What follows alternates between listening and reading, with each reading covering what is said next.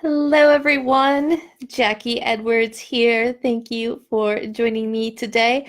Whew, I am like 2 minutes late, so I have been running all over today. Super exciting. We've got our land that we're building a farm on, and yeah, we're finally starting to see progress. We've got like a shed going up, and the guy that's installing the solar is there today. So they've been doing loads and loads of groundworks for ages, which doesn't really look like they're doing much, but now we've actually got like a little bit of a structure on there, so it just feels good. So anyways, I've been there. I'm just trying to rush and eat my lunch, and then I am off to Oxford. But what I want to talk to you about today is tenants and data protection. So one of the people that I know and that's where I'm working with had a bit of a data protection snafu at the weekend. So I thought that this would be a really good opportunity to talk about tenants and data protection, because I think it's something that a lot of people don't think about. So I see people posting on Facebook groups a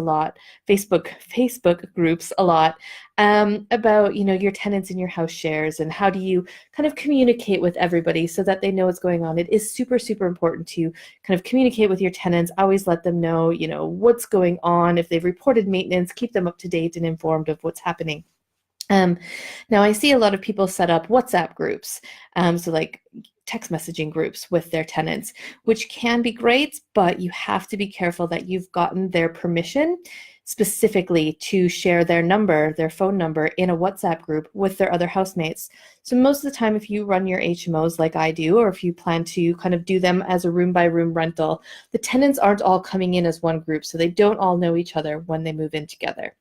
So they are on separate contracts. They are completely separate individuals, which means that they don't know each other's phone numbers, their email addresses, and you need to treat them as if they live in completely different houses.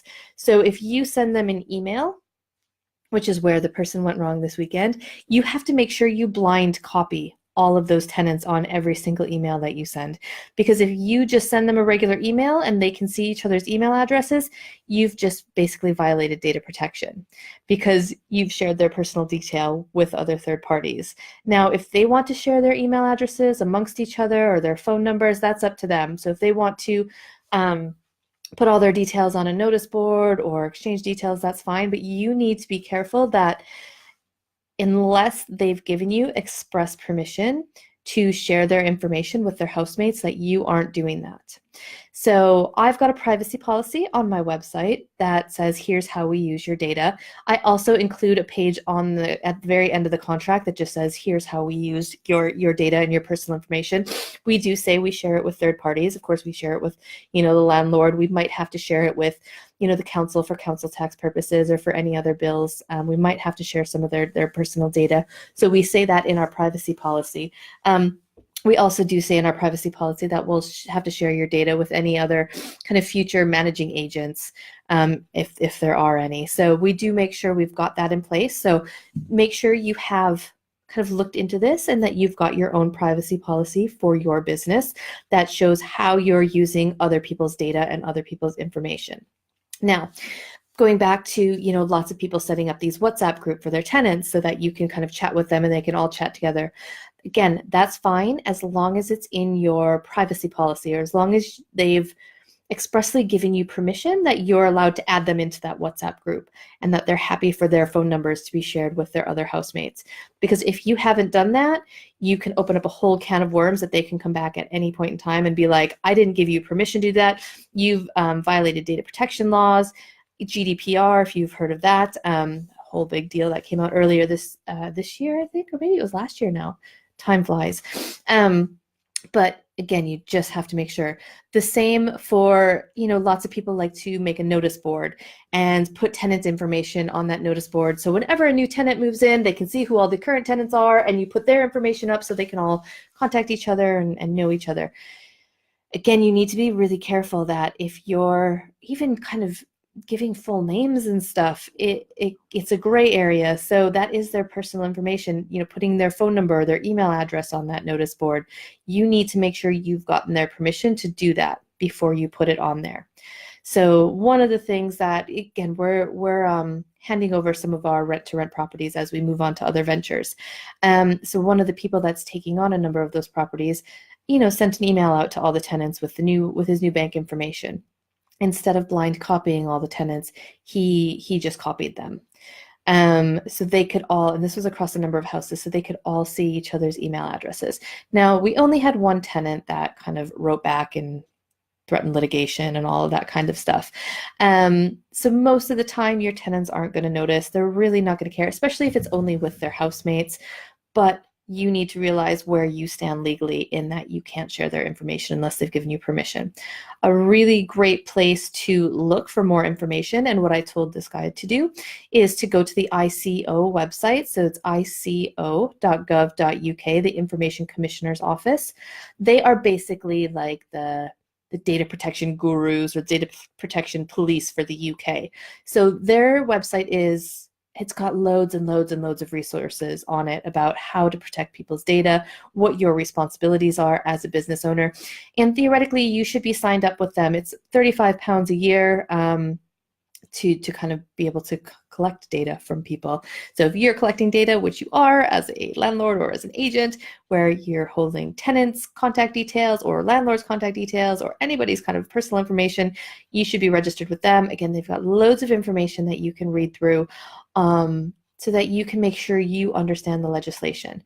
So it's one thing to say, you're getting into property or you're getting into property management, property investing, but you do need to know the legislation. And it's not just the property specific legislation, like, what are the new tax laws and changes that are coming out and, all of that type of thing. You also need to know general business legislation. So even if you're not doing rent to rent and you're just a normal landlord, if you're renting to your tenants directly, you should be registered for data protection because you are holding people's personal data and you are responsible for that data, and you need to know how to keep it secure, and you need to know what to do with it, like not sharing it with a whole bunch of other people. So really just make sure you keep that in mind as you're going out and building your businesses and doing your property investing and, working with tenants. And it's not just working with tenants, it's also, if you're going direct to landlords or direct to motivated sellers and you're holding their personal details. So if you've got their direct mobile number, their email address that they've given you, that's personal data that you need to have a system for, storing somewhere. And how are you making sure that information is safe? So lots of things to think about, but don't worry, the ICO website is a really great resource and a great place to look. For tenant emails, because it can be a huge pain in the ass if you want to send emails to a particular house and you have to copy and paste all their email addresses, make sure they're blind copied, BCC'd, and all of that kind of stuff. We use a program called MailChimp, like the monkey, mail, and then chimp. It is basically an email provider where a lot of like marketing companies use them, but it's free to use.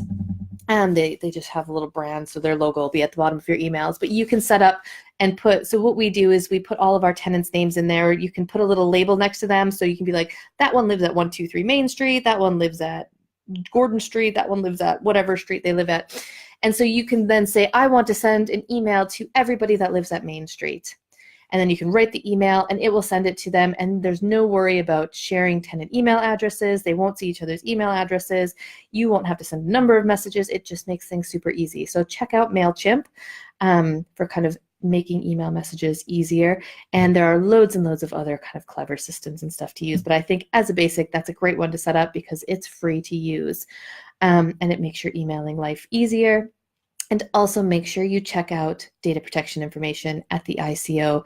And you'll probably want to start getting into GDPR, which is like the General Data Protection Regulation, which is the new regulation that came out and requires you to document how you know that you're keeping people's data secure. So what are your processes? What systems do you store their information in? And how do you know those systems keep the data protected? So a lot to think about there, but don't worry, it is really not too hard once you've kind of looked at the information and gotten down to basics and done it. But just make sure if you ever want to put your tenants into a WhatsApp group or put their information on a notice board or send emails, that you've got their express permission before you share their information with their other housemates.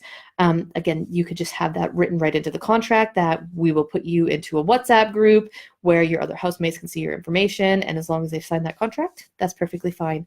So just make sure it's really clear how you're using their data and what you're doing with it, so that you don't make the same mistake and have a really, really angry tenant who is sad that you've shared his personal data. Mostly, I think that tenant just wants a rent reduction, because that's basically what he said. He said, oh, if you'll reduce my rent next month, I'll forget this ever happened. So tenants do that. She's trying one on. It is what it is, but try not to make the same mistake. And otherwise, I will see you next week. I've got some really, really, really exciting stuff coming up over the next couple of weeks, so make sure you stay tuned. Some of you have seen that I've been working a little bit with Simon Zucchi, who is my mentor. I've sent you a couple of emails about some of the programs he's doing. We are in the process of working on one together, so that will be coming out, more information over the next few weeks. So keep an eye out for that. I'm really excited for what we're doing, and I will speak to you again next week.